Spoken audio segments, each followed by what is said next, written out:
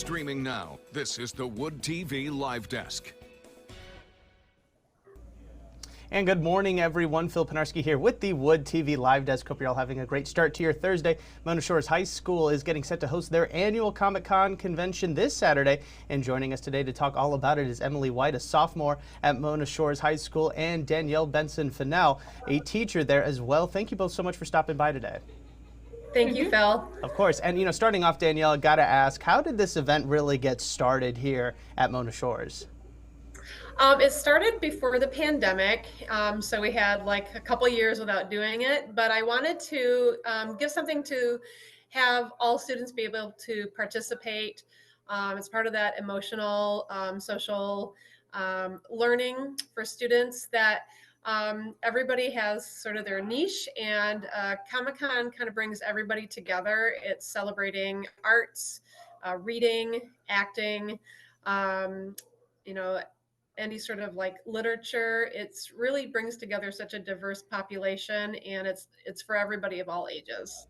Absolutely. And Emily, how exactly did you get involved with sort of deciding the themes and everything that kind of goes into Comic-Con over at Mona Shores?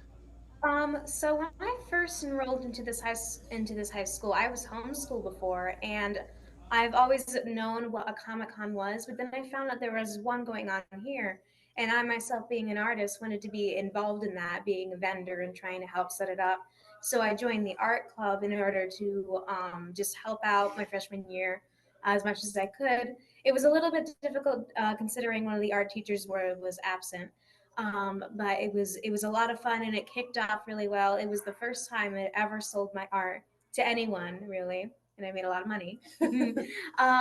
And then this year, I took more of a leadership role in the art club, and so I'm a little bit more involved when it comes to setting everything up and getting people together to get this sort of thing going to make it bigger than last year. She's been an amazing help. Right, absolutely. And, this next question is for both of you. Emily, I'd like to start with you. You mentioned how you never really knew about a Comic-Con before, and now you are, really involved, really excited for the one coming up this weekend. I mean, talk about why it's so important to have an event like this, especially for high school students in Muskegon. Well, considering we live in such a big world and such a big state, it's very hard for you to get the things that you like to do, your hobbies, your interests out there into the world. And this is just a great entrance point for you to start to know how to do things, to set up your stand, to get some money out of what you love to do, to meet people, to get more opportunities, and all that fun stuff. It's also just a really fun experience. You meet more people, you meet more peers in this high school and other high schools. You can make friends, make connections. I personally, through that Comic-Con, I got involved in two other Comic-Cons. Well, one of them was more of just an event where I could sell my art, but I got involved in the Brian Rec Comic-Con because I met this amazing author known as Christy McCulfer. She makes the Extra comic series, and she invited me to be a vendor at this Comic-Con, which was the first time I ever had been invited to any sort of event like that besides the high school one.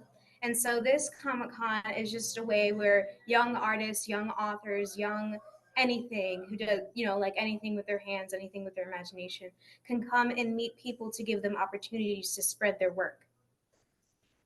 And Danielle, same question goes out to you. I mean, why is it so important to have an event like this available for students and really everybody around Muskegon? Well, being a small community in Norton Shores, students may not have the opportunity to venture out to some of the bigger Comic-Cons. And even if it were downtown Muskegon at the convention center. So here we're in our school community. They can see how we're preparing for it. They get excited about it. It's on the student news. And we have a lot of student volunteers. And it's probably within walking distance or a short drive for them. And again, it's just an opportunity for them to get together with their peers in a really fun way, in a very safe environment, and to explore arts and crafts and illustrators and authors, and have that chance and opportunity to connect. And I do want to remind everybody watching that we do have a lot more information regarding the Mona Shores Comic Con over on our website, woodtv.com, and it kind of tells a lot of what's going into this event. There is a lot planned. Danielle, talk to us about some of the things for people that maybe haven't checked out the story yet. What are some of the things you guys have planned for people to really experience and also participate in at Comic Con? Right. So I have some Star Wars Mandalorian mercs from the Tricolor clan going to be there in full regalia and costume, as well as the Jedi Council of West Michigan. So plenty of photo ops with them, and they put on like a little show. And then I'm going to have some hands-on events that anybody can participate in. So Caymans of West Michigan, they do all the caricature drawing up at Michigan is Adventure during the summer. They're going to hold an hour-long hands-on, all supplies provided, where you can learn how to draw caricatures, and they have hiring opportunities that day. So that's especially great for young people. And then we're going to have over 40 vendors. So we'll have illustrators, artists, people who create 3D printed models, as well as students selling their artwork. So it's great to support those young people. And then we are going to have a cosplay contest with 5 different levels of judging, from like best costume overall to if there's like some sort of act that they want to do, even emerging artists or emerging cosplay contest or costumes. And then we're also going to have some photo ops. We have this amazing banner behind us, as well as we're going to have a small car. It's the Ford Amelia that's from Harry Potter. That will be there for photo opportunities as well. Plus we have like a paint in, printmaking, button making, and our esports sports team will be there showing what they do, and you'll have the opportunity to play some of the games that they play. Just an absolutely stacked lineup of events coming to the Mona Shores Comic Con. And for people that are watching this stream, Danielle, I mean, what's the best way for them if they wanted to attend, if they maybe hadn't planned on showing up, but this sounds something right up their alley? What's the best way for them to maybe make sure that they are there this Saturday? Right. So it's at Mona Shores High School, which is in Norton Shores. It's right off of Business 31. And we're on the west side of the school. That's at the Sailor Center, a beautiful gymnasium right by our football field. It's from 9 o'clock to 2 o'clock this Saturday, March 2nd. And if you go on to Facebook and just type in Mona Shores Comic Con, you'll get right to our Facebook page and be able to see that information. It's also been advertised on the Mona Shores Public Schools Facebook page. And I would like to mention once again that we do have tons of information on the event itself over on woodtv.com as well. And before we let you go, Danielle and Emily, I've got one last question for you. And really, it's more of a request. You know, you guys have done a great job really explaining the ins and outs, what makes this event so great. But we want to hear from you one last time. Make your final pitch out to people. Why is the Mona Shores Comic Con the place to be this Saturday? Emily?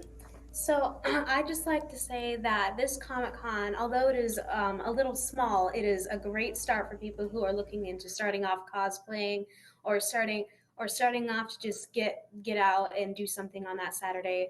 Because March is kind of I'd say not really busy month for like holidays and stuff like that. And it's really fun to have something to do on a Saturday where you might not have anything to do. There's so many fun activities and there's so many vendors. One of my friends is vendoring little dragon sculptures that she has made. I'm vendoring prints of my artwork, and I know that there are so many other vendors like authors, Link's Comics, you know, all these wonderful things that you could buy from just one small place.